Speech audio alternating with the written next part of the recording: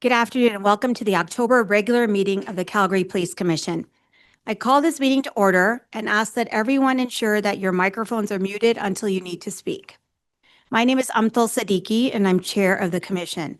I'm joined today by Commissioners Kelly Ogle, Sean Cornett, Susan Mallon, Cherie Nyson-Jordan, Sam Hope, Ayo Adidaron, Aaron Noga, Marcia Hansen, Robert Tengay, and Councillor Jennifer Wyness. Today's Calgary Police Service representatives are led by Chief Katie McCullen. On her behalf, Executive Officer Jessica, would you please introduce those that you expect to speak today?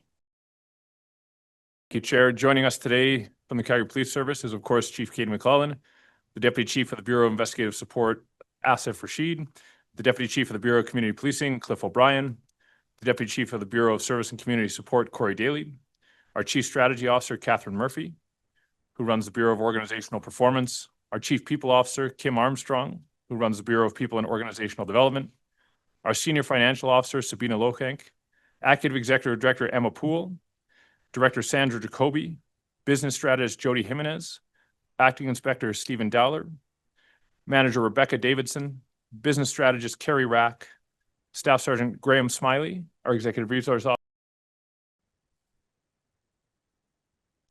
Thank you everyone for being here. For those not familiar with our role, our commission is a body of 10 community members and 2 city councillors appointed by City Council and the Government of Alberta. We provide independent governance and oversight of the Calgary Police Service on behalf of all Calgarians. To protect the political neutrality of the police, Alberta's Police Act requires that the police chief report directly to us instead of elected officials. We provide direction to the police through the chief, police policies, and we monitor the police complaint process and approve how the police budget is spent. Today is one of 8 regular meetings we have each year to openly discuss police governance and oversight matters with the service's executive leadership team and to hear from the public. We also have several private monthly meetings where commission members work more directly with the service on various matters that cannot be discussed publicly. Before we begin, I would like to acknowledge that today our commission is meeting on the ancestral and traditional territory of the Blackfoot Confederacy, made of the Sissiga, Kainai, and Piikani First Nations. It's also home to the Tsuut'ina First Nation and the I'ahi Nakota people of the Bearspaw, Chiniki, and Goodstoney First Nations. These are the people who made a treaty with the Crown, forming Treaty 7 territory. Calgary is also homeland to the Otipemisiwak Métis government of the Métis Nation within Alberta. Our commission is committed to doing our part to support reconciliation with all Indigenous people, condemns racism and prejudice in all forms, and is committed to being anti-racist. As we start our meeting, allow me to provide a brief overview of the format for those joining us for the first time. The public session of this meeting is being live streamed, and a recording will be posted for those unable to attend. There will also be several presentations from the Calgary Police Service, commission members, and commission staff. Commissioners will have the chance to ask questions or make comments after each one.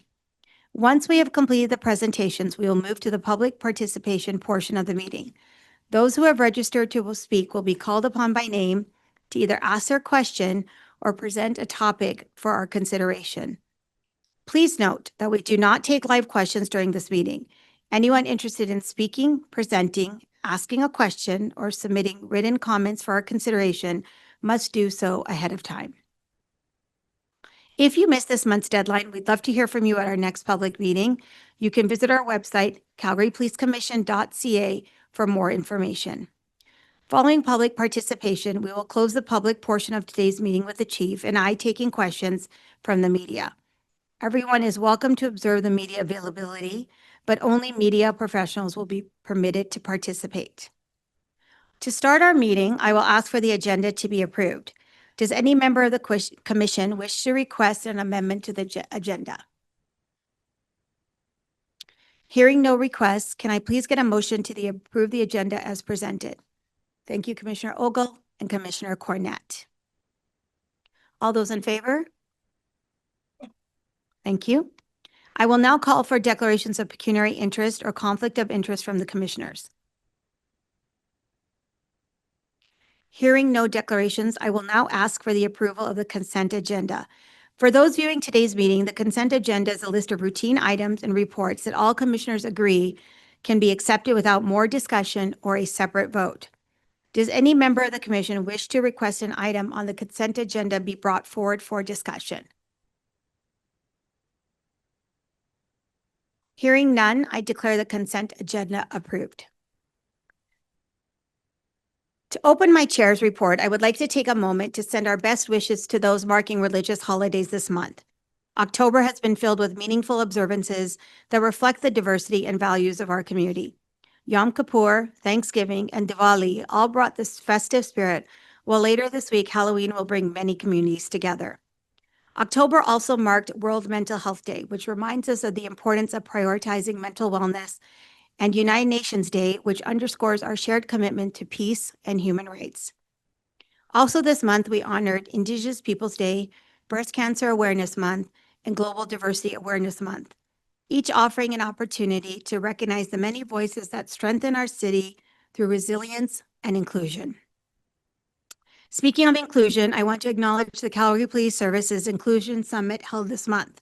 Several members of our commission were proud to attend and contribute to this important conversation on equity, inclusion, and workplace culture in policing.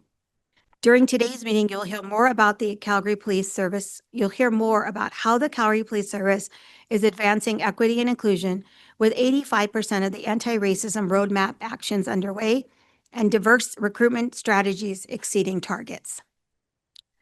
You'll also see how the service is making meaningful progress across its priorities, with results like a 39% drop in shootings and expanded youth engagement programs. I'd like to also point out that just yesterday, I read an article by a prominent media outlet whose poll results indicated that Calgarians have a strong confidence in our police service, with high approval for both Chief McCullen and frontline officers.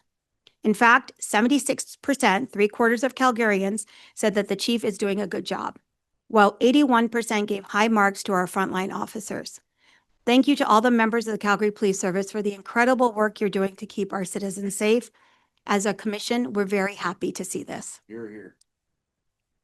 In just a bit, we're going to share with you what we heard directly from our officers in this year's employee engagement survey. The results are interesting, so stay tuned for that. First, however, I want to highlight some of the commissioner activity this past month. In October, our commission attended the services graduation of Class 267, the Chief's Team Citation Award ceremony, and the 30th anniversary of Hawks. A couple of us also had the opportunity to sit down with our new mayor-elect of Calgary to discuss our commission's commitment to stewarding a fiscally responsible police budget that aligns with our city's strategic priorities. Before I close my report today, I'd like to thank Councillor Terry Wong for the valuable contributions he made to our commission over the past 2 years. I'd also like to announce that after 6 years of dedicated service, Commissioner Sean Cornett is retiring from the Calgary Police Commission. Commissioner Cornett served as our chair from 2021 to 2024, guiding us through a period of significant change with integrity and vision. She's championed initiatives that strengthen governance, improved police accountability, and advanced inclusive practices within the Calgary Police Service. Her leadership has been instrumental in shaping our commission's strategic direction and fostering collaborative relationships with community partners.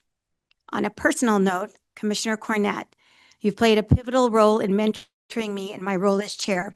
Your guidance and support ensured my smooth transition and the continuity of our commission's priorities. As well, I appreciate the executive professional knowledge you brought to commission and your calm, balanced vision. Thank you. We extend our deepest gratitude to you, Commissioner Cornett, for your unwavering commitment to public safety and community well-being. Your legacy will continue to inspire the work of this commission for years to come. Thank you. With that, I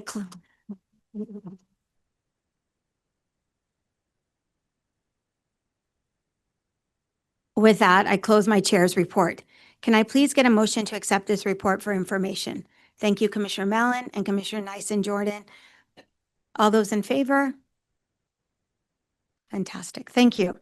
We will now move on to the presentations from the Calgary Police Service, starting with the 2025 Annual Policing Plan update. Can I please bring your attention to the clock over there in the corner? that will now be used to time presentations. My apologies, we're trying to keep on track. So you'll see there that there's a clock, it'll time you. You'll also have our clerk comment when you've got a few minutes left to finish your presentation. So over to you. Thank you. Thanks so much, Chair. I'm going to start, but I hope the clock doesn't start yet. That's the cutting into my folks' time. Thanks very much. I'll just take a couple minutes to just highlight a couple of things. Thanks very much, Chair, for your kind remarks and support. Good afternoon, Chair, Commissioners, colleagues, and members of the online public. Thank you for the opportunity to speak with you today. I want to begin by acknowledging the recent municipal election and the creation of a new era of leadership at City Hall. We extend our congratulations to Mayor Jeremy Farkas and the newly elected council members, and we look forward to working collaboratively towards building a safer Calgary for all. I had a chance last week, as the chair shared, to meet with Mayor Farkas, and I was pleased to hear of his overwhelming support for our members and for the service. I also want to take a moment to thank Councillor Wong, who has served on the commission since 2023. We wish him well in his next endeavour and hope our paths cross in the near future. As well, I want to recognize many members of this commission. You have shown unwavering commitment to community engagement, attending countless events, listening to residents, and ensuring that the voices of Calgarians are heard in our policing strategies. Your presence has not gone unnoticed, and I thank each of you for your dedication to building trust and transparency between the CPS and the communities we serve. And Commissioner Cornett, also a personal thank you, and I echo everything that the chair has said. Thank you for being so amazing, a great model, your support, your guidance, and your wisdom. Thank you very much. As we transition into this new chapter, we must also confront the stark realities faced in our growing city. This year, Calgary has reached a sobering milestone, 30 traffic fatalities, including 11 pedestrians, the highest number in a decade. Just 2 weeks ago, 3 pedestrians lost their lives in separate incidents within a 24-hour period. These tragedies are just not statistics. They represent lives lost, families shattered, and communities grieving. The Calgary Police Service is deeply committed to reversing this trend. We are working closely with our partners at the city through the Safer Mobility Plan, which emphasizes engineering, education, and enforcement. Our newly launched Drive to Zero campaign, which many of you may have already seen on TV or heard online or on the radio, is just one way we are working to change driver behavior. On that note, you may have seen reports that we have reduced the decline on our automated traffic enforcement vehicles. This was done in mid-September following a review of the Government of Alberta's ATE guidelines. The recent changes to the vehicle wraps bring us into alignment with the provincial mobile vehicle signage guidelines, which require the wraps to be clearly visible from both the front and the back of the vehicle, so they are clearly visible at all times to drivers coming upon the vehicle. However, enforcement alone is not enough. We need a cultural shift in how we approach road safety. That means slowing down, staying alert, and respecting all road users, especially our most vulnerable, pedestrians, cyclists, and children. On a broader scale, I want to address the recent announcement by Prime Minister Mark Carney, who unveiled sweeping reforms to Canada's bail system and sentencing laws. These proposed changes include stricter bail conditions for repeat and violent offenders, the introduction of consecutive sentencing, and the elimination of conditional sentences for serious crimes such as sexual assault and home invasions. These reforms reflect a growing concern across the country about public safety and the need to ensure that those who pose a significant risk to our communities are held accountable. We welcome the federal government's commitment to strengthening the justice system and look forward to understanding how these changes will impact our operations and the safety of our Calgarians. As we move forward, our priorities remain clear: to protect life, protect harm, and build trust. We will continue to engage with our communities, liaise with our partners, and listen to their concerns, and adapt our strategies to meet the evolving needs of our city. Public safety remains our focus. The chair already mentioned the Inclusion Summit, so I will not repeat that. I will just say that our members continue to do an amazing and heroic work every single day. And to them, I stand with you and I thank you. In closing, I want to thank the Commission for your continued support, and oversight. And who is up next? The CSO on annual CSO. Sorry, who? CSO? on annual. Over to CSO Catherine Murphy. Thanks, Chair. Thanks, Chief. I'm pleased to introduce the 2025 Annual Policing Plan Report. This is a report on our progress against our plan in 2025, showing significant progress with the vast majority of our metrics either on track or progressing. Jody Jimenez, our lead business strategist for this initiative, will present along with Sandra Jacoby, Director of Strategic Services.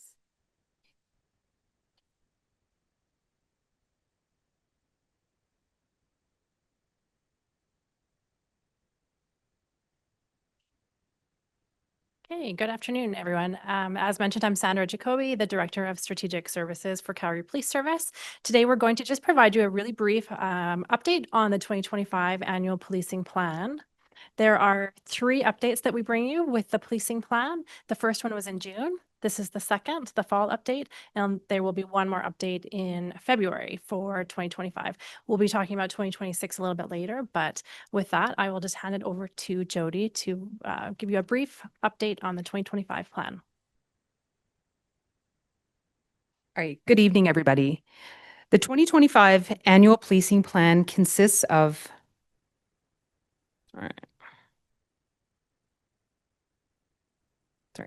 consists of 4 focus areas, 9 outcomes, 15 goals, and 44 performance measures.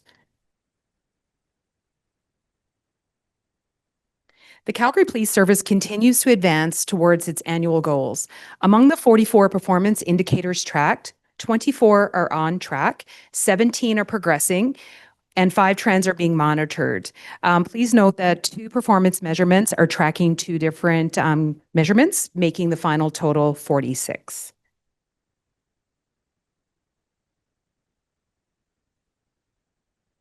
Okay. The next following slides will provide some key highlights under each of the 4 focus areas. Starting off with our people.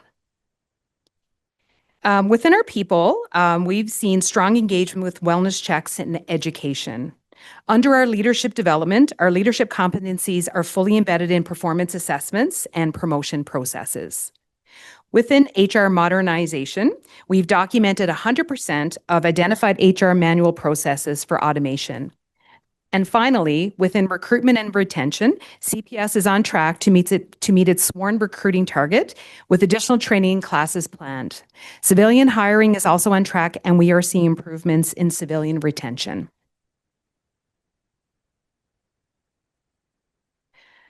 Highlights of the diversity focus area include, within the Indigenous engagement, we've hosted ceremonial events, launched youth programmings to strengthen relationships and pathways for Indigenous participation in policing. Under the anti-racism roadmap, 85% of actions are completed or underway.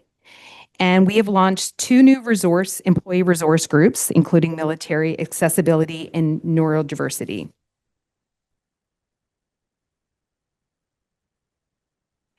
Within our community, within specifically crime reduction, there has been significant decreases in shootings and successful firearm seizures. Within community engagement, targeted operations in hotspot areas have yielded strong results. Under youth programming, there has been a high participation across multiple initiatives.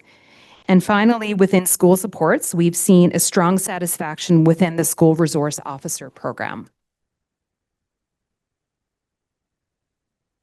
And finally, within our performance, we've seen a strong growth in engagement and outreach within social media, with rates exceeding targets and notable increases in impression and followers.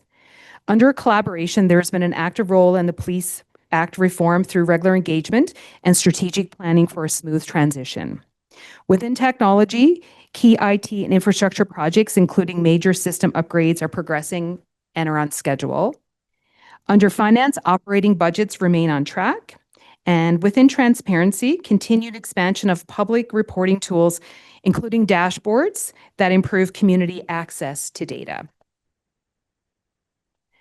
And finally, back to the chair for questions, comments. Thank you. Thank you for that presentation. I'll turn it over to commissioners for questions, please.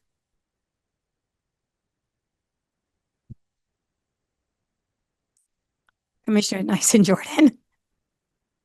I really try not to be first, but It's okay. so I have two questions, totally unrelated to each other, but so I was a little concerned at the SRO satisfaction of administrators because if I recall, it was higher before, and I just didn't get a sense of why there was still 25% of administrators that didn't have high satisfaction. So perhaps you could kind of tell us a little bit about what is in that 25%? Is it because we're not covering all the schools or what? So that's the first question. And the second question, you know, it's coming, it's the traffic, the ATE reactivations. I know in here I read 5, I'd heard 3 before, now it's up to 5. How many actually of ATEs did we have before, and how many applications do we still have in at the government that have not yet been agreed to?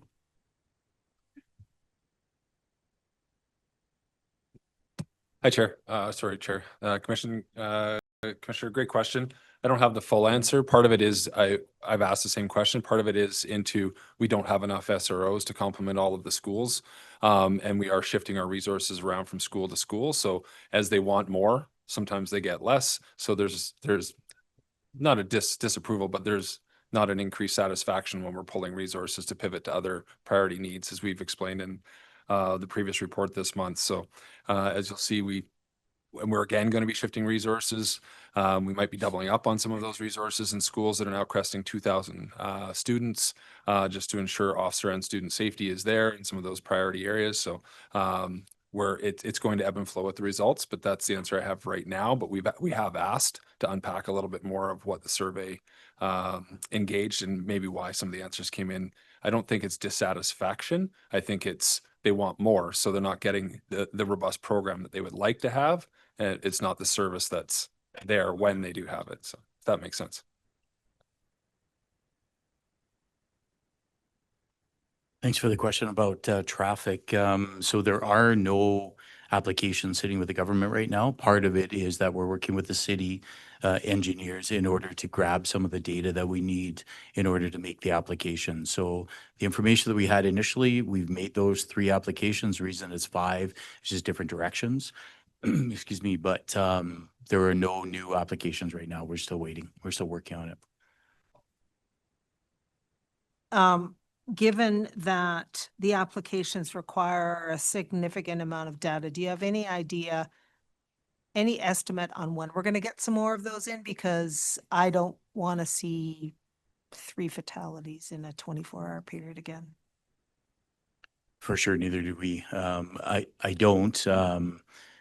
As you can imagine, there were 50-some sites that we're looking at. So what we've tried to do is prioritize those sites where we believe that that we would have the most issues with safety, and then we're looking at those. But we're waiting for other people to get us the information as where we're at. So I can look in and see where we're at, but it is an onerous process, as you know. Thank you. Any other questions regarding the APP? Okay, thank you very much for the presentations.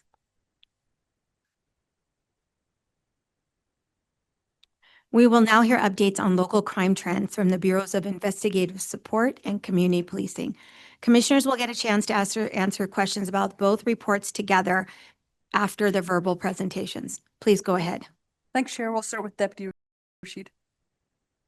Good afternoon. Thanks, Chief. Thanks, Chair, members of Commission. You have the report before you today. However, I'll provide a few brief updates. I'd like to start by acknowledging 2 important awareness months that our Bureau acknowledged this October, the first being Child Abuse Prevention Month. 60% of Canadians report experiencing some form of abuse before the age of 15. In Alberta, however, that number is 67.5%. These are staggering statistics that highlight why our partnership with the Luna Child and Youth Advocacy Centre is absolutely vital. Last year, Luna supported 4,699 children and youth from Calgary and the surrounding area. Regrettably, 75% of these cases involved sexual abuse. Last week, our child abuse unit participated in Luna's Go Blue Day, which is an event that reaffirms our shared commitment to preventing child abuse and supporting those affected by it. Additionally, as you may have seen, we've partnered with Luna to share information on social media, raising awareness about child abuse, educating the public about recognizing red flags and how to report child abuse, and also sharing important resources with the community. These efforts for us are more than symbolic, and they represent our shared commitment to prevention, education, and healing for the victims. Our relationship with Luna is a powerful example of how collaboration across disciplines can make a real difference. Ending child abuse, however, is going to require more than just enforcement by the police. It demands compassion and coordination across many different sectors. Child abuse files are amongst the most difficult and heartbreaking calls that our officers attend. I'd like to just acknowledge and take a moment to recognize the professionalism, dedication, and compassion of those members engaged in our child abuse unit who work in these files 365 days per year. As you can expect, this work is not easy, but despite it all, they remain fully committed to working together to end child abuse. Also, an immense thank you to Luna for their partnership in standing up, speaking out, and taking action. The second Awareness Month was in and around cybersecurity. This is an opportunity for everyone in the community to reflect on the growing importance of protecting our digital livelihood. Cybersecurity, as we found, is no longer a technical issue. Rather, it's a community-wide responsibility that, similar to child abuse, requires partnerships across the government, law enforcement, private industry, and the public to effectively address this growing concern. In the report, we highlighted Operation Condor, which is a 2.5-year investigation. I'd like just to pause and take a minute to recognize the work of Superintendent Nadine Wagner, who led the team over the last almost 3 years through this project. And it required the support of more than 5 law enforcement partners across the country. The government agencies in Quebec and Alberta were also engaged. And due to the cross-jurisdictional nature of cybercrime, this level of multi-agency coordination is becoming standard in many of our files. This month, our Cyber Forensics Unit also celebrated the 2nd anniversary of the Canadian Cyber Assessment, Training and Experimentation, or the CATE Centre, located at the University of Calgary. The centre opened in 2023 and has become an important public and private sector partnership that connects our investigators with emergency cyber trends, research and training, and we congratulate the CATE Centre on reaching this important milestone. Looking ahead, we continue to iterate and evolve our position in this space, and we want to be the most innovative police agency across the country when it comes to cybersecurity.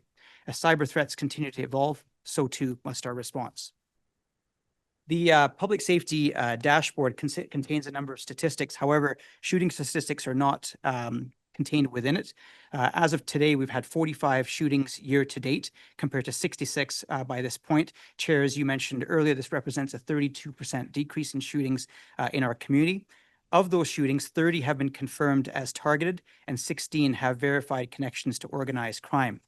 As we continue to look at these shootings in great more detail, we found that across the country, some 200 shootings have been targeted directly towards the South Asian community and connected to extortion, which is also happening in jurisdictions from British Columbia to Eastern Canada as well. In Calgary, we examined all of these shootings, and thus far we've had 6 reported shootings and extortion events related to the South Asian community. As a result, we've set up a dedicated operational plan to investigate these incidents and restore community safety.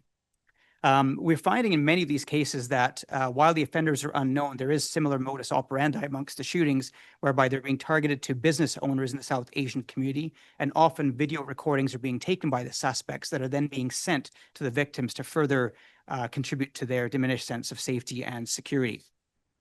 We arranged a town hall meeting with the South Asian community. It was led by some government representatives and community leaders on August the 12th, and over 75 members attended along with our partners at Crime Stoppers as well.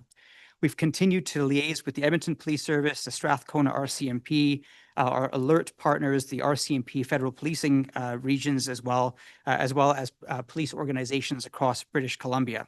And we've also been working with our integrated national security enforcement team at the RCMP to compare intelligence to try and identify these suspects. And I'm pleased to report that we're making good progress. Just yesterday, executive leaders from the Calgary Police Service and the Edmonton Police Service stood up a joint management team to, again, compare trends, statistics, and intelligence. I attended the first meeting, and it looks like across the country we're making significant progress in identifying the suspects responsible for these heinous events. We've also collaborated with the RCMP alert team And we're going to be embedding some of our resources within Alert South to assist us with properly resourcing these files. For us, these shootings remain very, very concerning because we know that it rattles the bedrock of legitimacy and safety and security for our South Asian community particularly. And we've understood through the town halls and other engagement sessions that we've done that there's often a reticence for the community to come forward and report. We understand that there is some potential jeopardy or fear or apprehension in doing so. But as we've heard through our partners at Crime Stoppers, there are ways that members of the community can report some of these things anonymously and make sure that we bring the right resources to bear. We've partnered successfully with places of worship in the community, the business sector, NGOs, and even the media to try and elicit information about what's happening in the community so we can better understand the gravity of the situation and have successful outcomes for these investigations. That concludes my update on our crime statistics. Thanks. And the chief and others have already mentioned what I wanted to talk about initially, which is unfortunately, our 10-year high in traffic fatalities. As of today, we have had 30 people that have lost their lives on Calgary roads. As you know, these deaths are preventable. Each one is tragic, leaves a deep impact, not only on the people who lost loved ones, but also on the first responders who rushed to the scene to save lives, the witnesses who are forever traumatized, and of course, our traffic members and our very limited amount of traffic reconstructionists who are stretched thin under a record caseload. We are looking to see if there's trends. We're looking to see if there are contributing factors. And really, the biggest contributing factor, no surprise to anybody in this room, is speed.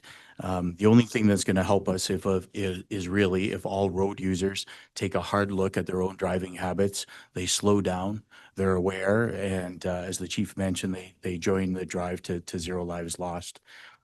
From lives lost to a life saved, I just want to share this example because this isn't something that typically we would hear about. But a couple of weeks ago at 11:30 in the morning, our members downtown received a call of somebody that was threatening to jump off of the 28th floor of a balcony of a building downtown. The members went there. They did attempt to make contact, and they could see that somebody was in the apartment but refused to engage them. They persisted, and eventually that individual actually went out into the balcony where our members were able to coax him into a conversation. They learned that a young man had dropped out of school and not told his parents, was concerned about career progression, and had been thinking about taking his life for several months. After a prolonged engagement with the patrol officers who had done really a phenomenal job of developing rapport with him, under the guidance of our police and crisis team, the crisis negotiators were called in. And after nearly 2 hours, it was very apparent to everybody there that we were not going to be able to convince the male not to take his life. The tactical unit was also called in to assist, and they developed a plan in coordination with our real-time operations center and our command staff. They waited until essentially the man was distracted, had his back to them, and they covertly rappelled from the 30th floor down to the 28th floor, and they were able to safely apprehend that male. So I tell you this because there's no doubt that TAC made a very heroic rescue. But I tell you this because that particular event was 3 hours, had 23 officers as well as a mental health nurse. So obviously very, very resource intensive, but obviously well worth it in saving this young man's life. That type of teamwork goes on every day, as I know you are aware.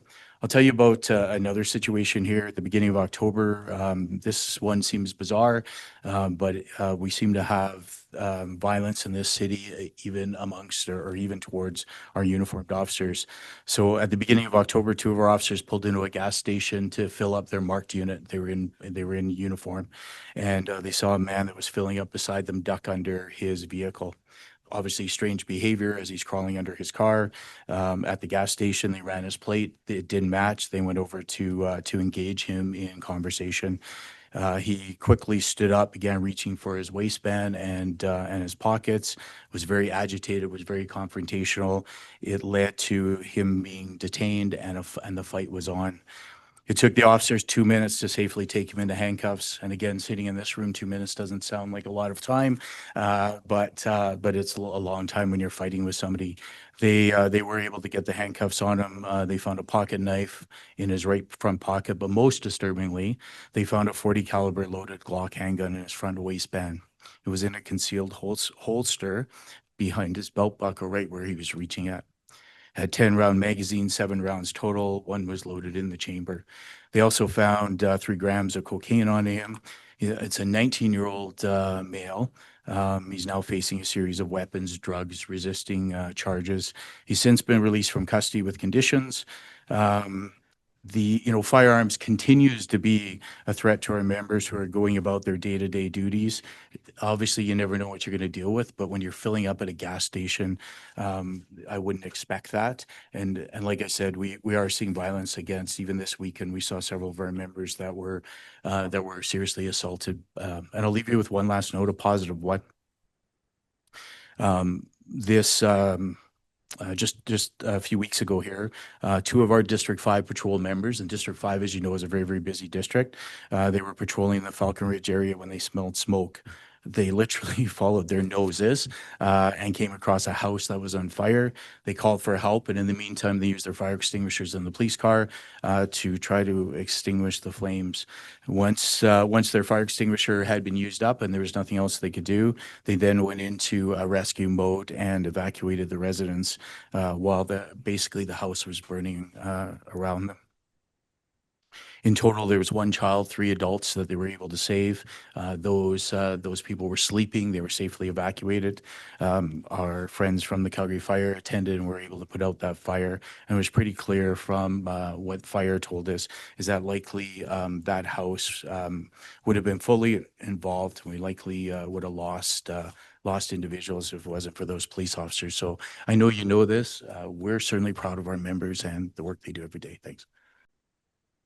Thank you, Deputy Chief Rashid and Deputy Chief O'Brien, and thank you to your officers for the incredible and hard work they do daily. I actually work with one of the mothers of those constables who found that fire, and she couldn't wait to run down the hallway and tell me about her son. So it's fantastic. With that, we'll go to questions from commissioners. Commissioner Tangay. So I realize that we can't set up, vehicles with cameras and so forth. Yet we know just by having a vehicle sitting on the side of the road that it slows traffic down.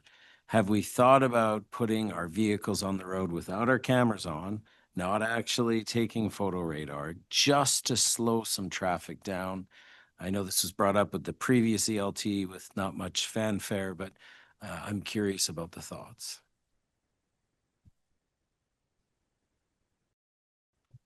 I don't know. I'll take that away. I'm not opposed to that.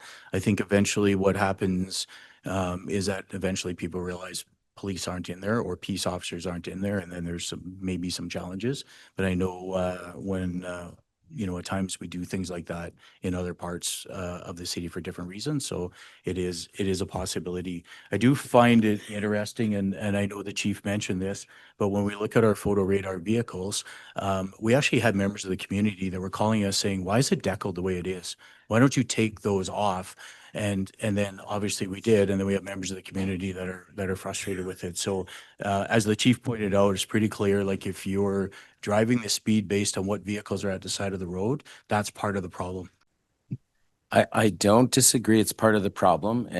But at the same time, if we're able to slow down, especially on some of our faster routes, like the ring road, just having those highly marked vehicles with their bright fluorescent everything is enough just to drop traffic speed down.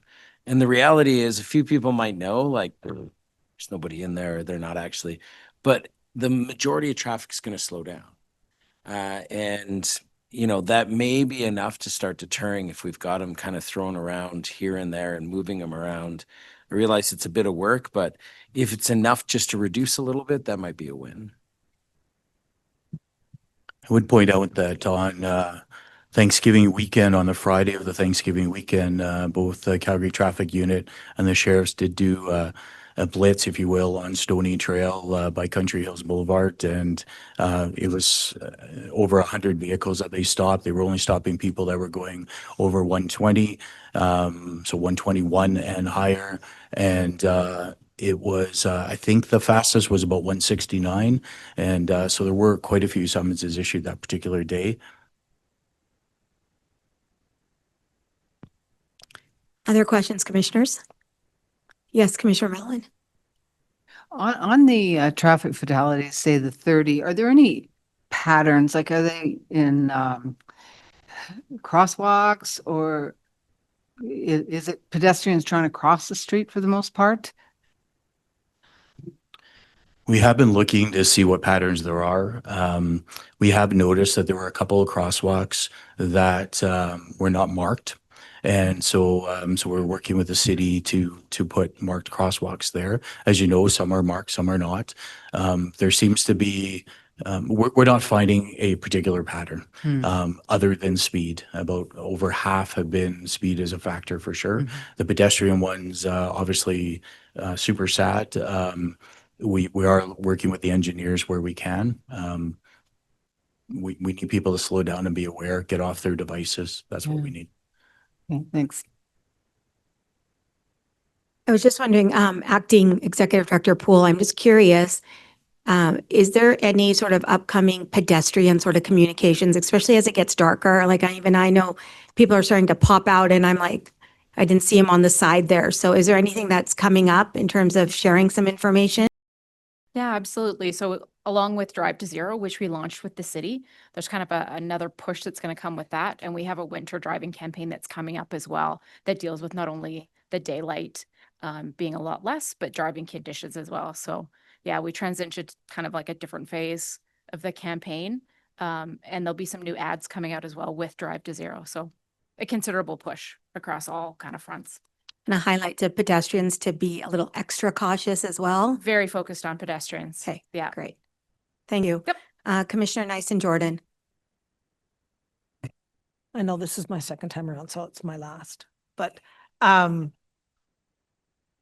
just in relation to the link between youth and speed, are we doing anything related to an enhanced campaign with the youth, the driver trainer, educators, and the examiners for licensing and that sort of thing? Is that a group that we could actually get at to because some of these are pretty young speeders, 18, 19, 17. So we need to get at that age group.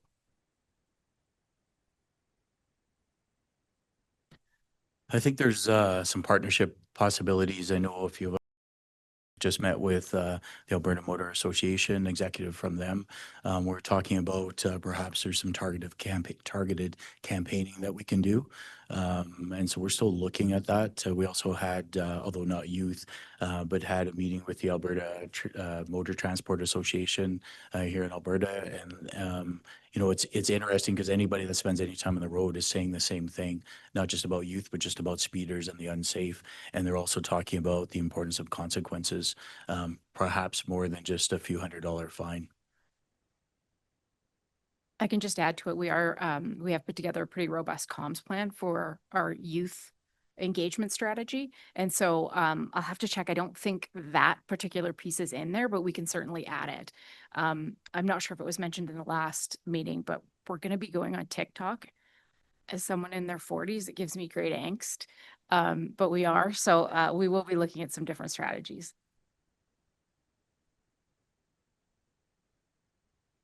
For those of us beyond our 40s, you'll have to tell us where to find you with those so we can look it up. So, or well beyond some of us. So thank you. Are there any other questions? Commissioner Noga. Thanks. So this was Cyber Awareness Month in October, and I appreciate this is not necessarily in the report, but there's been in the last week or so a bit of a surge of 764, this transnational online gang. So maybe you could comment on that with respect to awareness programs and what you're doing within the schools to try to cut that down. Great question, Commissioner. Thank you very much. I'm aware of the 764 scam, having been targeted myself on a city-issued cell phone as well. Perhaps Deputy Daly will have some thoughts around what kind of prevention programming we're doing in the schools, but we are considering a partnership with YouthLink, specifically in around cybersecurity, so that when the kids are going through there, we can create some awareness around prevention and intervention strategies. There hasn't been any targeted social media campaigns around that particular scam. Most of our work has been a little bit more general in scope, but it is something that our investigators are aware of, and trying to identify the source of the calls has been challenging thus far. I'll speak a little bit to it, Commissioner. So probably our biggest connection with youth in regards to cyber safety outside of the SROs and our crime prevention team, which is mighty but small, is YouthLink. YouthLink entertains over 25,000 youth through the schools a year. That's the scheduled ones. And a massive component of that is cyber safety, online safety, and then targeting specifically some of the crimes. And now they're ramping up with the younger males who are targeted online through those types of things. And we're also, YouthLink's undergoing a massive restructure of a cyber exhibit sponsored by Rogers that will be launching in the next couple of months, which is directly targeted to cyber safety and the increase in cyber safety for youth and the families so that they can identify and help educate their youth and understand what's going on the devices. Thank you for that. Any other questions? Commissioner Hanson. Thanks, Chair. I'm going to go to the other end of it. What about elders and the elder abuse that goes on within the cyber piece too, because of the scams? Like there was a big scam that just came out in the last couple of days with the OHS or the OAS payment. Thank you for that, Commissioner. I know that Director Poole's team has done some targeted campaigns for elderly folks, specifically through our partnerships through CARIA and other organizations in the city. The scams targeted towards the elderly is a concern for us. One of the things that we're looking at in the next evolution of our cyber center is doing some intervention and prevention programming through the Kate Center that I spoke about specifically. We find there's some capacity there, but thus far it's been limited to that social media online campaign and through community partners. And I can add to that, Commissioner, as well. I know, and I just mentioned, Dan, we were talking about this the other day. March is Fraud Prevention Month, so I'll not dedicated just to cyber. That'll cover off on all of the, or most of the scams in another month of education. And just another tidbit is our social media feeds to the SROs are communicating to the youth through their social media platforms about cyber safety as well. So.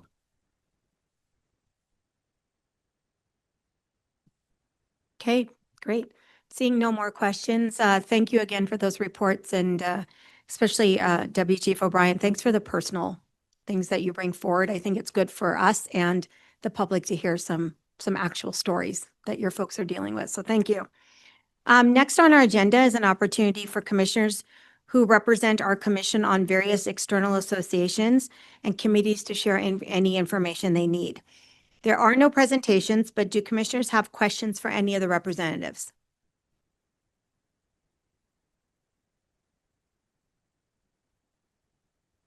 Okay, could I get someone to move and second to receive the representative updates? Commissioner Ogle and Commissioner Mallon, thanks. All those in favor? Great, thank you. Our final presentation today is being presented by Illumina Research Partners, a firm that conducted the 2025 Calgary Police Service Employee Survey on behalf of our commission. This research is conducted annually to gain insight into service members' views. The feedback we receive is used to inform future work. Please go ahead with your presentation. Chair, apparently our clock was highly effective. We're very ahead of schedule, so Lumina's not here yet. Can I suggest a 15-minute recess? That's great. The clock was giving me anxiety, so I'm glad that it's off for a minute. Sure. So it's 3:55, so we'll come back in 15 minutes and hopefully Illumina will be here by then. Okay, great. Thank you, everyone. If you guys are ready, we're just going to switch a tiny bit in the agenda. We're going to resume the public meeting, but what we're going to do is move to our public speaker first and have him speak, and then we'll go back to Illumina. We were able to get a hold of him. Okay, so if you are, we'll go ahead and do that. Thank you, Chair. We will now invite public guests who have registered to speak to do so. Our public participation process is designed to balance the desire to hear from the public with the need to keep meetings a reasonable length. A reminder to our speaker that a reminder that if you've had the register to speak or present today, and if you missed this deadline, then you can register to present or ask a question live at our next regular meeting. So those of you who have registered to present will have 4 minutes, followed by commissioners having the chance to ask follow-up questions. Those who are registered to ask a question will have 2 minutes, followed by a member of the commission or the Calgary Police Service having 2 minutes to respond. Please keep your comments to the topic you provided when you registered. Please note that we cannot discuss complaints about specific employees or interaction with the police.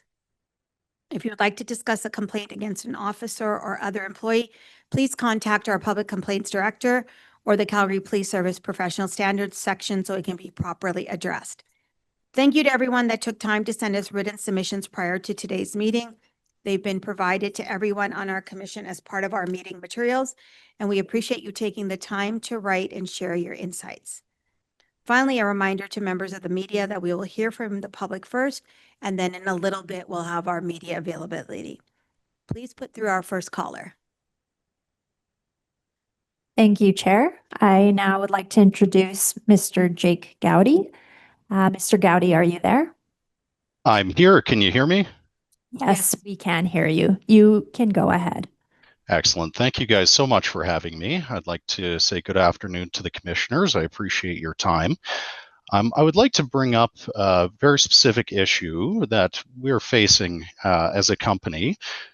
Owner-operator of Tri-West Security here in Calgary, and we deploy remotely monitored camera and deterrent systems for construction sites and commercial businesses. And we're finding that even though we've gone through and got the business license for the alarm monitoring agency through the City of Calgary, and that we've registered each one of our monitoring sites under the bylaw there, we're getting fined when we're phoning the police for people breaking and entering into our construction sites. So when we place a call to the police, we give our bylaw number, and they send an officer. We send a guard as well every time we phone the police to one of our sites. And even though we have video evidence, as well as even break and enters, vandalism, things stolen from the site, we provide that, and we get a fine essentially for phoning the police. So I guess was looking to get your thoughts on possibly some recourse for us, or what we could be doing a little bit differently in order to avoid getting such fines. But I'll give a specific example. On the 30th of September, we had an incident at one of our sites where somebody came onto the property, vandalized 2 of our security units on the property, these light towers with security systems on them. We provided footage to the police. They were aware of the vandalism, and we still got a fine for calling as a false alarm, is what the alarm bylaw section calls it. So. Great. Thank you, Mr. Gowdy, for bringing this to the Commission's attention. What I'll do at this point is I'll turn it over to the service. Specifically, I'll invite Deputy Chief Daly to address the question. Thank you. Hi, Mr. Gowdy. I'm Corey Daly with the service. So I oversee the area that works with the Calgary bylaw piece, but within the Calgary Police Service. So first off, apologies if you're having those problems and issues. And what I'll first say is more than willing after the meeting in the coming days and weeks to meet with Tri-West and yourself with the service to go over some of these cases. And so without having a lot of information coming into tonight, I wasn't able to really dig into what your specific cases might be, but thank you for sharing. And there sometimes is definitely discrepancies, and the fines are issued under the bylaw based on the coding of the call of the officers that do attend. There is a dispute resolution, as I'm sure you know, within 6 weeks of a fine being levied, where a submission can involve submitting the evidence and what you suggest is there. And if that's comes in, then the appeal process takes place within those weeks and the fine would be revoked. So, however, if you're stating that it's not, or that the resolution process has not worked for you, or that this is miscoded and you've been fined an error, I'm more than happy to look at those cases for you, and to connect with you offline outside of this meeting. Excellent. Thank you, Well, Deputy Chief Daly. Sorry, Mr. Gowdy. I was just Oh, going to no. ask you, does this address your concerns at this point? It does, yes. And if I may add one more point, we have disputed every single fine that's come in, and the first 3 were accepted, and then every single one after that was declined. So. Okay. Thank you for sharing that. Thank you. Chair, I just want to make sure, I'm not sure if Mr. Gowdy, if you can submit your information through to the commission so it can be passed on to us so we can reach out to you. Absolutely. I can certainly do that. Great. So we'll information, and then what we'll do is we'll forward it on to Deputy Chief Daly. And if there's nothing else, thank you so much for bringing this forward. Thank you. That is all. I appreciate the commission's time. Thank you. Have a good evening. Thanks. You too. Okay, so we're going to backtrack just a tad on the agenda. Our final presentation today is being presented by Illumina Research Partners. As I mentioned before, they're a firm that conducted our 2025 Calgary Police Service Employee Survey on behalf of our commission. This research is conducted annually to gain insight into service members' views. The feedback we receive is to inform our future work. So if you could please go ahead with your presentation. Thank you.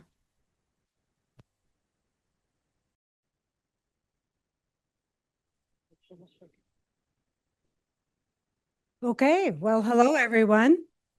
I'm Yvonne Browers, with me Angela Storzak. We've got 30 minutes on the agenda today. First 15 minutes, we're going to give you a quick walkthrough of the highlights of the 2025 findings. And the remaining 15 minutes, we're going to answer every question that you have. To give you a preview of what we're about to share today, 3 words. Momentum is building. That's the story. Over to Angela to lead the presentation. Hey, everyone. We're just waiting for the presentation to load here.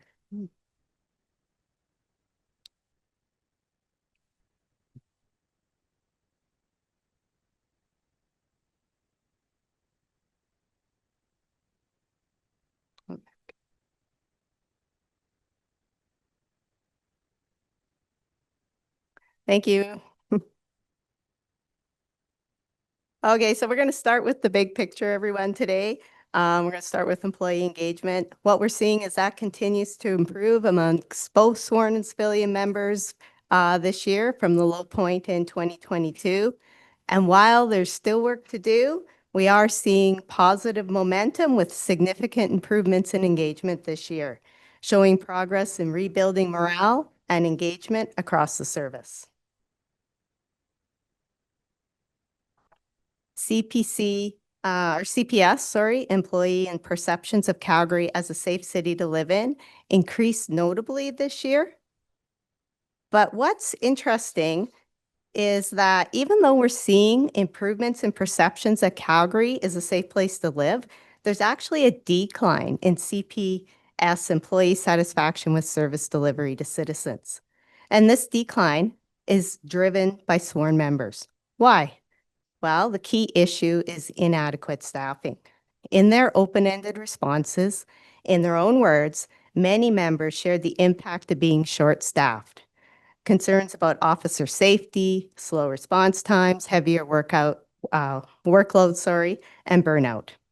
These insights underline how resource pressures directly shape members' views of their ability to serve citizens effectively.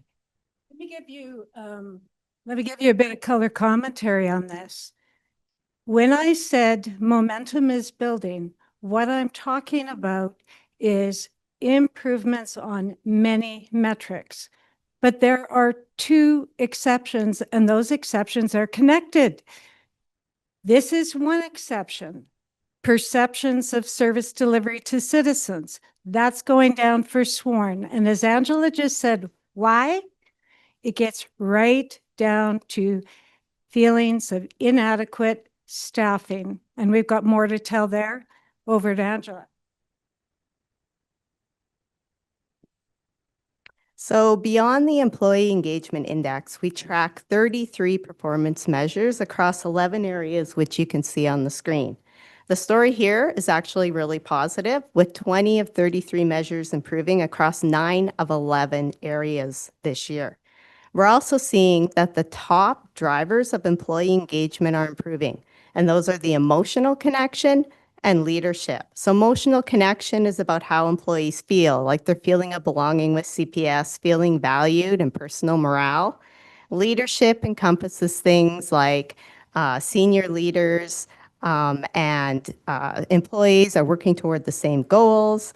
CPS cares about employees. And this leadership is a top area of focus for improving employee engagement. And we are seeing improvements in this area across all 4 measures of leadership this year. One other thing that's really important to note here is that only one performance measure declined, and that was the perception that CPS is adequately staffed. So this tells us that while employees are seeing improvements on most aspects of the workplace environment, staffing continues to stand out as the major challenge. So my job is color commentary here, and I like to give some color commentary on this. Did you just hear what we said? Top drivers of employee engagement. So we do a lot of deep dive analysis into these results. It's not just collecting the results, it's using statistical analysis, doing verbatim analysis, and so forth. The top drivers of employee engagement, AKA the 2 things that influence employee engagement at the CPS, number 1 is that emotional connection. Number 2 is leadership. I'm sorry, but if we go back a decade, I don't know, maybe 2 decades in my case, and if you said things like the feelings that people had were the top drivers of emotional, of employee engagement, particularly in an organization like a police services, hello. And I can tell you that 2008, I literally almost got kicked out of the boardroom of a major Canadian oil and gas company, talking to executives and telling them, oh, by the way, everybody, if you want to improve the reputation of your major business, people have to feel good about you. And literally, we almost lost a long-term account for saying that bold statement. But the fact of the matter, it is proven, it is factual, those feelings matter. The question is, how do you change those feelings? And the number 1 opportunity to improve employee engagement, tangible fact, is leadership. So we're going to show you a little bit more about that.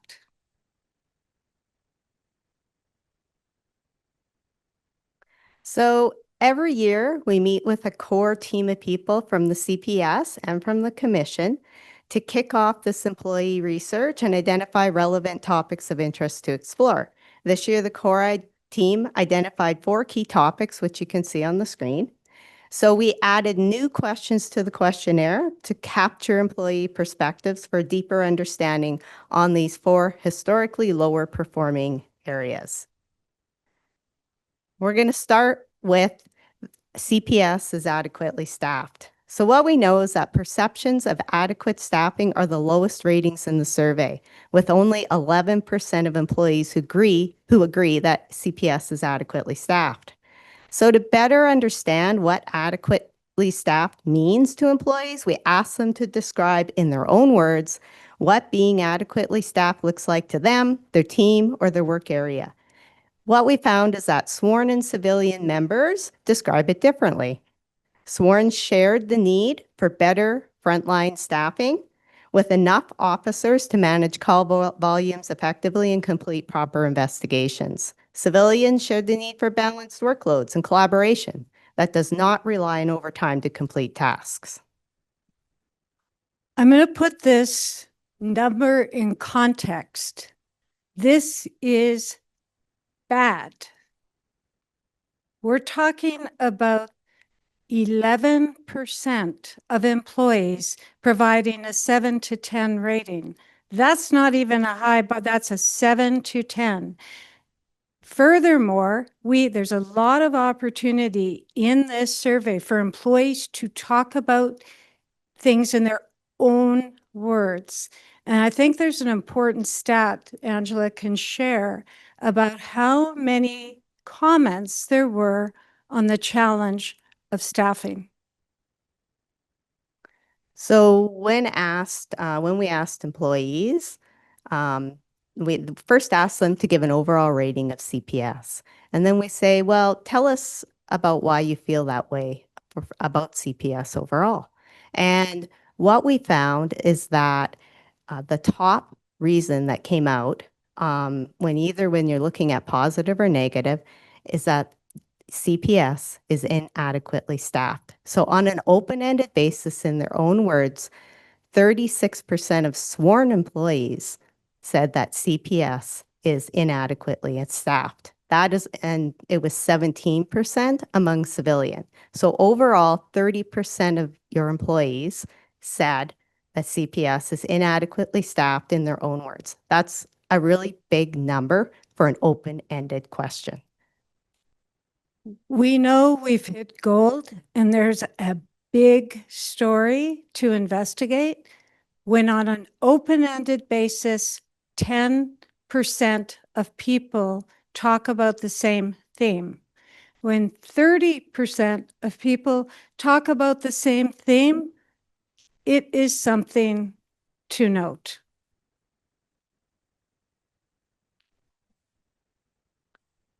So as we talked about just a couple slides ago, leadership is the top area of focus to drive improvements in employee engagement.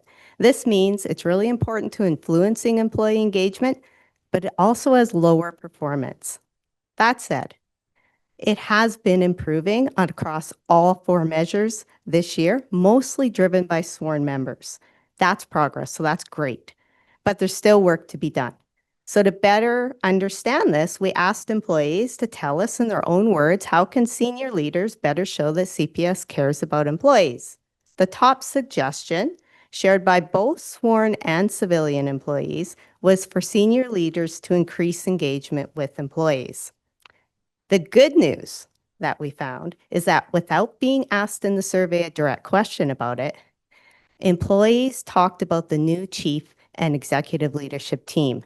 And they shared that they appreciate the new chief and ELT's visibility and engagement with the districts and at parades, including that they appear to be more supportive of members.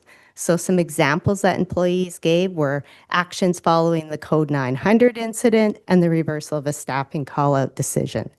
So those had a big impact on employees and their perceptions of leadership. Overall, the tone by employees is cautiously optimistic about the new chief and ELT, but many noted that it's still really early. So they're taking a wait and see attitude, but the early signs are really encouraging. So this is good news, but we also have to say the other side of it. And that is, it remains the top area to improve. So there's work to be done, but improvements are clearly being noted.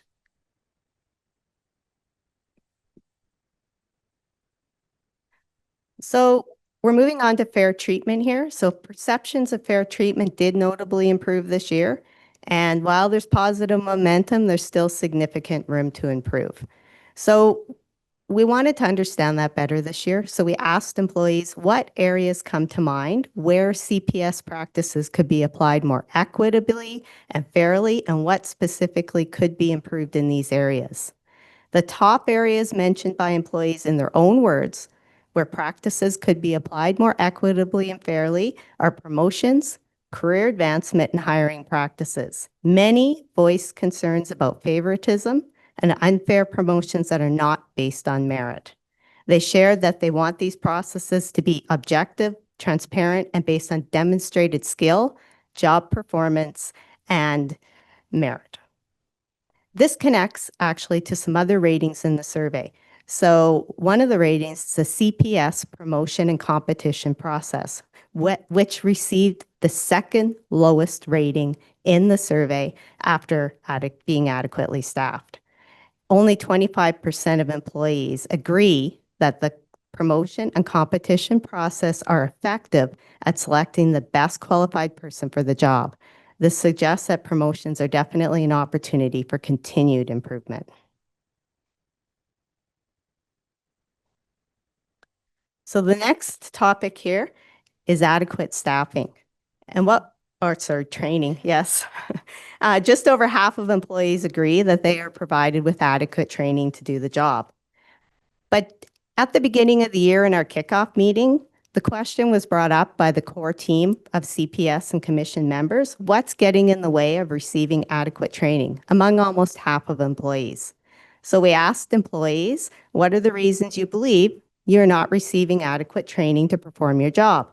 In short, what we learned is that the limited opportunities for ongoing training, infrequent courses, and a lack of budget are top barriers to receiving adequate training to perform the job, both for civilian and sworn members. Before I move on, there's one thing that I want to Can I connect just- the dots for. Sorry, can I just make a comment before you move on? There's about a minute left in this part of your first part of your presentation, so I can give you a couple of minutes extra, but just to give you a warning. We only have one slide left. Oh, perfect. Thank you. I was just going to say, I just wanted to connect some dots. So when we talk about perceptions that leadership cares, that connects back to adequate staffing. So employees will not feel that leadership cares about them because of the issues around inadequate staffing. They also don't feel that they're getting the proper training because they don't feel that they can take the time or don't have the ability to take the time off to do training. So that again comes back to the issues of inadequate staffing. So as you can see, you can start to connect the dots. Same with fair practices, the same thing can be said. There are concerns by employees that, only management can go on training, right? And they're feeling that's unfair, right? Because there's just not enough staff to get the work done. So those are some of the comments that were coming out from employees that really connects that inadequate staffing to everything else. So the last slide, because I know we have no time left, is really about trust in the Calgary Police Commission. And what we saw is that it rose sharply this year. This is a meaningful shift, reflecting growing confidence in the Commission's governance and oversight of the CPS. And that is possibly a reflection of the cautious optimism about the new chief in ELT. Chair Siddiqui, that concludes our presentation. Thank you, and we'll be pleased to answer questions. Thank you. I should have let you go on and on about that last slide. So I'm sorry I cut you off. Happy to see that our numbers are going up. Well done to my peers. I'll move on to questions from commission members. We have 15 minutes. So happy to take questions. Also, I will note that if there's something that commission members would like to talk about in camera, we can do that if we ask Illumina to stay. So, commission?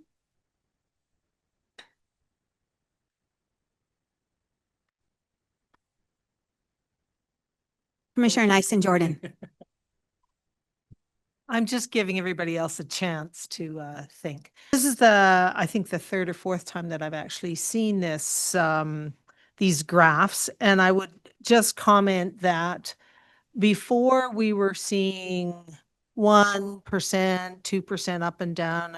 This is the first meaningful increase in many of these graphs. It's still only 1 or 2% in some of them, but the trend is definitely higher than it was before. So I think that is a reflection on both the service and the commission trying to really pay attention to what the employees are actually saying. And I don't think there's anybody around the table that does not think that we still have a ton of work to do. And I think we're at least we're on the right track. And hopefully from a staffing perspective, we can address that in the new budget. Thanks. The service have any comments? Chief McCullen? Yeah, I'll just make a couple comments. Thanks very much for the presentation and for the survey results. And so, I agree, there will always be work to be done. We are super pleased that it is heading in the right direction. Really not a lot of surprises with respect to the comments around staffing. We've been talking about that for quite some time. The team has been working super hard with respect to engagement, listening. You obviously got some of those comments from the folks who filled out some of the surveys about some of the work that we're doing. We're being very, very purposeful and reaching out to our members when there are incidents and when there's sensitive files that are on the go that they're involved with. And so we're working hard at that, but we know that there's still work to be done and we'll continue doing what we're doing. And we really appreciate the engagement that we've had from our members this year. As we've said, that number has gone up. And again, appreciate the support that has come from the commission and Chair, as you've heard me say often, when we go to our Tuesday meetings and we talk with our membership, we talk about the support that we have from the commission and the opportunities and events that you come to support us. So unless anybody else from my team has anything else, those are my comments. Commissioner Ogle and then Commissioner Cornett. ED None isn't here today. I'm just wondering about, given coming on to the 4-year budget, and all the discussion around the past civic election about more police and the results of your survey, I'd just be interested in, we need a really solid and extensive comms plan here to make sure that every citizen in Calgary hears this. And I'm just wondering what the plan is as far as the comms goes. Yeah, I could take that one, Commissioner Ogle. We are integrating the comms plan already into our budget planning. So it's an essential part of our planning going into the next 4-year cycle. We've also been really transparent with our staff about what we will be asking for. So it's not happening in secret in our organization. We're engaging with our staff about what we need, why we need it, and incorporating our internal communications as well as we prepare for the budget. So our communications around our 4-year budget will start in the next few months. We won't be waiting until next November to be communicating with Calgarians and council about what we need as an organization. And of course, we will be focusing on asks that of course have value for Calgarians. So when we get requests that come forward from our organization, we are still testing them, obviously, against what's reasonable, what do we need, what's going to be good value for Calgarians. So we're going through that process now and certainly more to come. Thank you. Commissioner Cornett. If I could, please. In the citizen perception survey this year, last year, citizens also agree that staffing is an issue. So I think it's really important to look at the various stakeholders and to recognize this isn't just a perception of employees, it's also the belief of citizens. Agree. Very good point. Commissioner Cornett. Great. Thank you very much for this. And I think the data and the messages are quite clear and appreciate that. One of the reasons that Illumina is back year over year doing our surveys, both citizen and employee engagement, is the fact that you do surveys elsewhere in the city and the country and lots of other places and are experts in this area. So I wonder if you could comment on what you're seeing elsewhere outside of this city.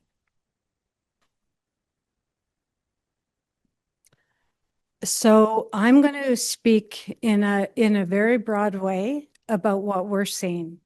So we have historically over the last 30 years worked with organizations that are under pressure. They're disrupting, not organizations that everything is fine, but literally organizations in states of change. And what we see from that perspective, we are seeing the same trends reflected in the police service, as we see in oil and gas, in energy utilities, and some of these other businesses that are under intense pressure for change, and change is hard. So the first thing that I want to address is in 2002, that was a low point. We came in, we could see things had got to a low point. We have seen clients across the country that we work with, most of our clients don't exist here, they're elsewhere, reach low points in the last 5 years.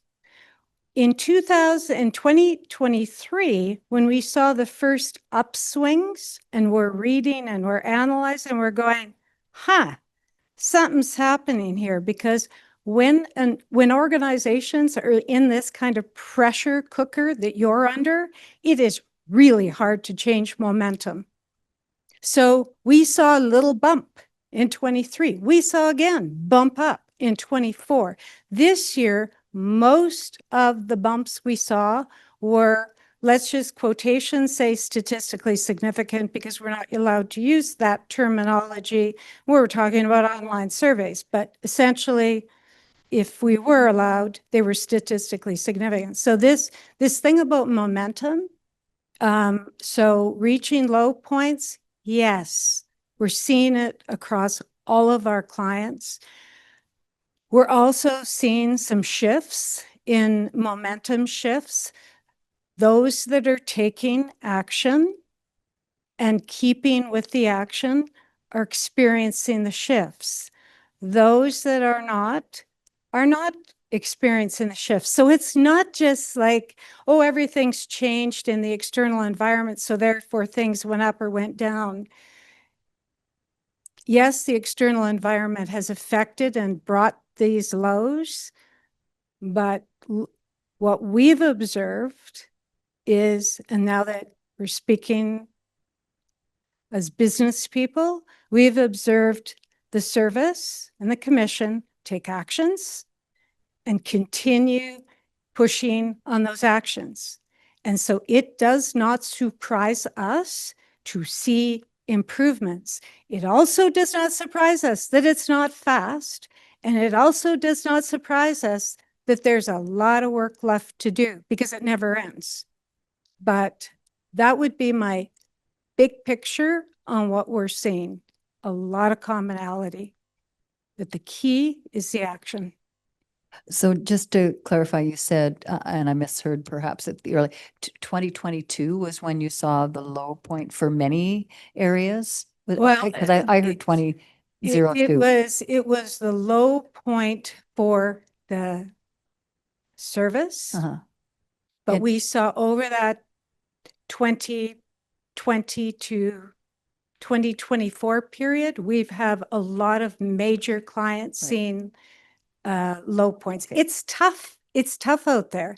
We didn't talk about the external context today. Of course, we all know that affects results.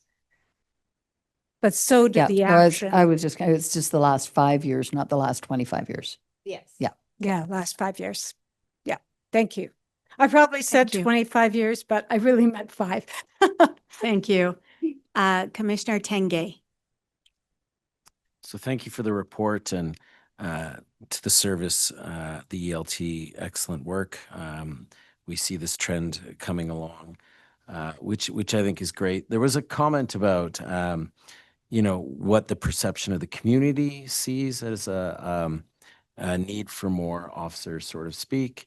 I think that perception probably isn't quite the same as the perception of some of the officers and their feeling, but specifically, I think a lot of the community is feeling like there's a lot going on and not enough officers on the ground doing something about it. But that may also have a lot to do with policies and the approaches that we've taken over the last several years. So it'll be interesting that even despite it's going to take us time to increase our numbers on the ground, like we can't just turn that around tomorrow.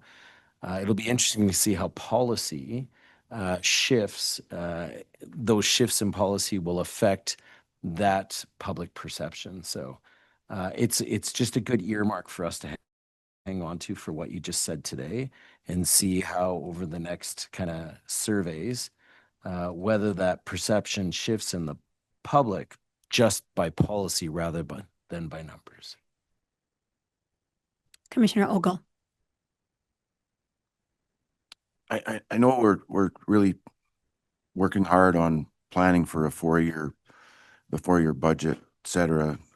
But you twigged me to something when I look at your survey about the longer term, like the next 20, 30 years, in that the turnover of people in under 5 years is troubling, or is it fact? And my question is that the case in other industries as well? Like you see a lot more things than first responders.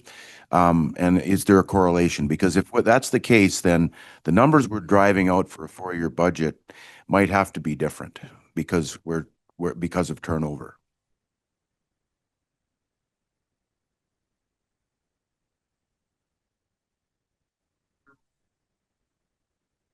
Is there a correlation to other industries? Do we see that in other industries? It actually varies a bit by industry and by province. So it really depends on what, so for example, there's areas in BC, for example, that have a much older population. So as a result, yeah, we would see that higher retirement levels in those areas, and definitely concerns about, where are we going to get our staffing and how are we going to maintain or retain our staffing and get them moving forward. In other areas, we see differently. So it depends on the industry, because some industries have a lot younger workforce than other industries. And so you're in an industry where we're seeing right now, there's a larger proportion of retirement happening over the next few years. So that's a challenge for you, right? Particularly, you want to retain as much as you can, provide those advancements opportunities so that people feel like, they you can retain your workforce, right? And they just don't move on to another agency or to another type of career. Does that help? So I'm curious if you're seeing generational differences. So differences in generations going off of work and requirements, not just in policing, but throughout different industry. Because certainly the HR benefits world and disability world are seeing that. So I'm wondering if you're seeing the same thing. Oh, yes. So we didn't do a generational analysis this year. We've done 10-year analyses, age analyses, and so forth. And I think everybody is aware the differences of attitudes and expectations of the generations is absolutely mind-boggling. So I think that really hits on just everything is changing.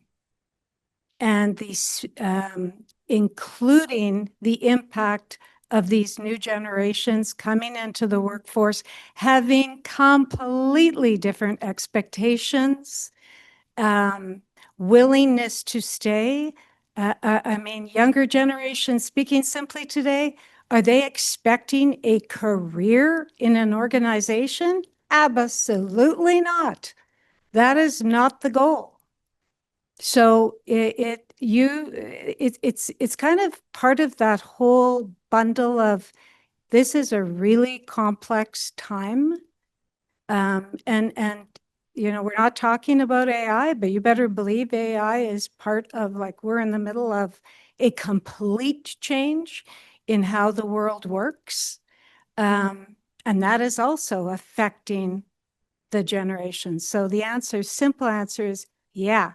And it's got big implications for how organizations like the service and the commission are run, that are reflected in part in this survey.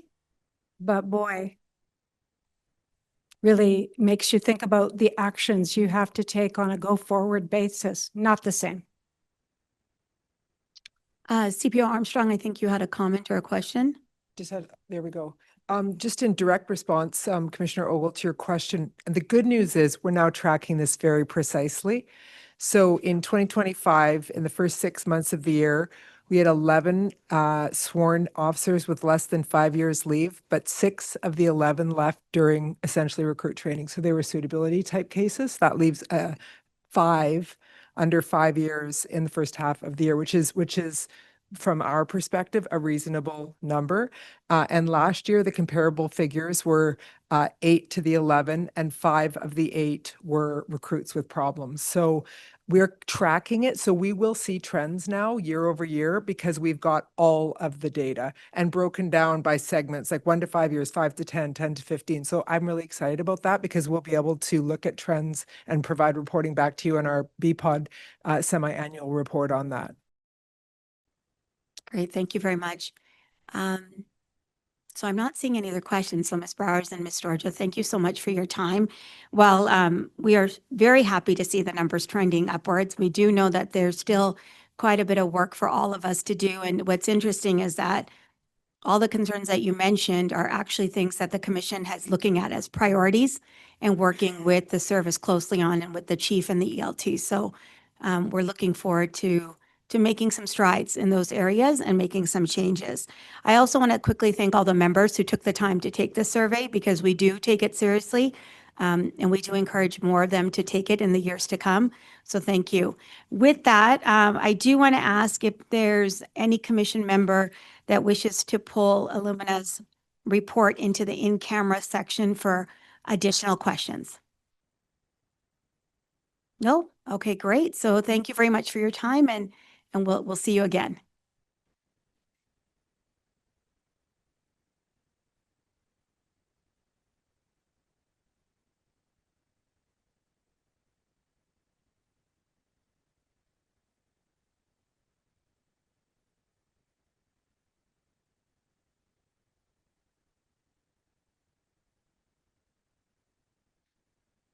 So I want to just thank everyone for joining us today and for all the comments that were made.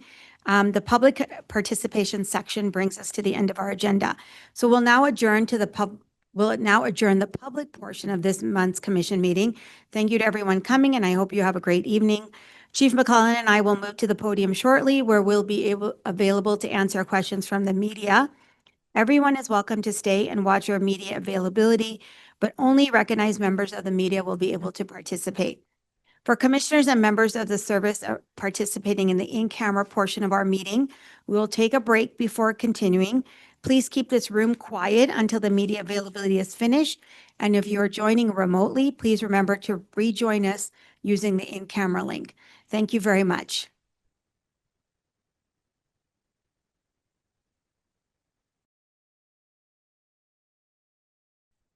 For our media partners that are on this call, we ask that you please put your hand up. Okay. I would like to invite Tyson from CTV News to go ahead and ask your question.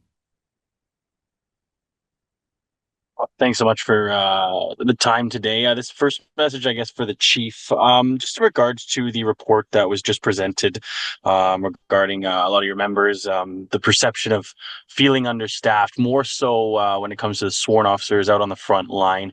I know you've only been in charge here since May, but what are maybe some of the things that the service is looking at doing to address those concerns in particular when it comes to the budget and maybe getting rid of some of those perceptions that you are understaffed, or are you understaffed? Yeah, thanks very much for the question. So to answer your question, yes, we are understaffed. So we try on a regular basis to look at different ways that we can redeploy, that we can be more effective. How can we be more so that we can be more efficient? We continuously have to move our resources around when we have busy days, 7 days a week. And so, as you alluded to, we're working hard with the commission to come forward with a budget. There will be a lot of asks for additional sworn members because the short answer to your question is we are understaffed on the sworn side. And then just to follow up this one for the commission and for the chair, just in regards to that report that you guys saw, I guess there's an uptick when it came to leadership amongst CPS members, and of course, we did see that Chief McClellan, next to you, was sworn in as chief earlier this year. Do you believe that these results are in correlation with her becoming chief this year? I think they totally are. I think there is a definite correlation, and we're happy to see that. And we were happy to see the numbers go up. But as I mentioned, there's still a lot of work to do. But we're confident with the work that the chief and her ELT are doing, and we'll be monitoring that as we go along. Thank you.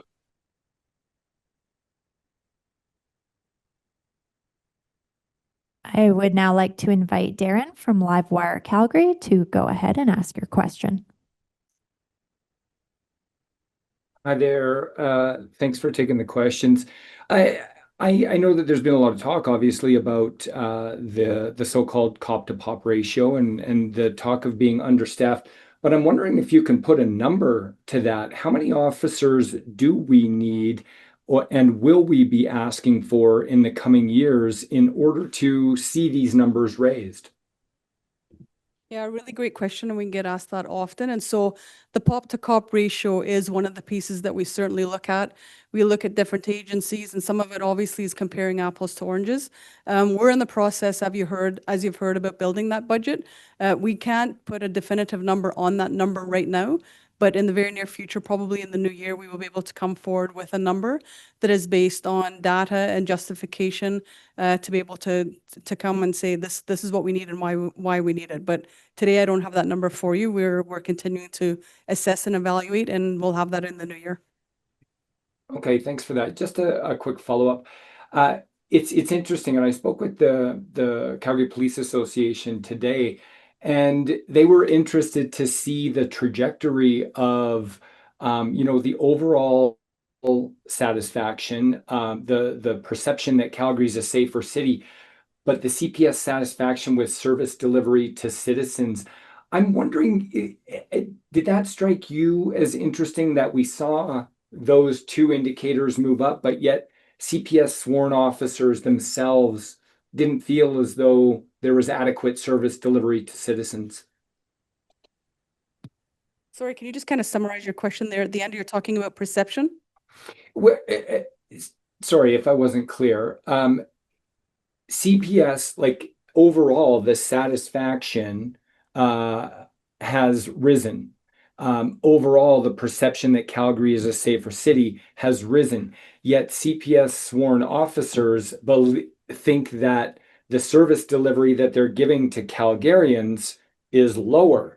So how do you kind of match those? Like what's the explanation between their belief that service delivery has declined, yet the satisfaction and the safety in the city, their perception has increased? Yeah, thanks for that. And I think some of that perception has probably increased with the amount of work that we are doing out there, the visibility and the partnerships. We've got incredible partnerships. And so we encourage people to call. We're out there. We do lots of events, as you know.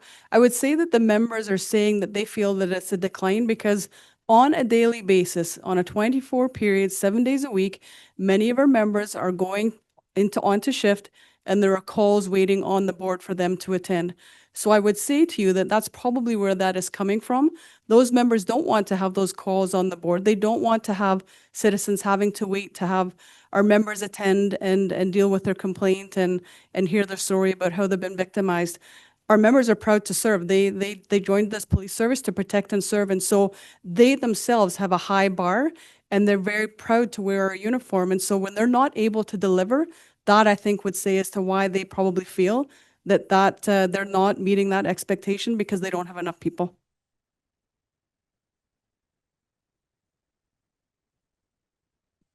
Okay, I'd like to invite any other media to ask any final questions. Please put your hand up. And we do not have any further questions. So that concludes the public portion of today's meeting. Thank you everyone for joining.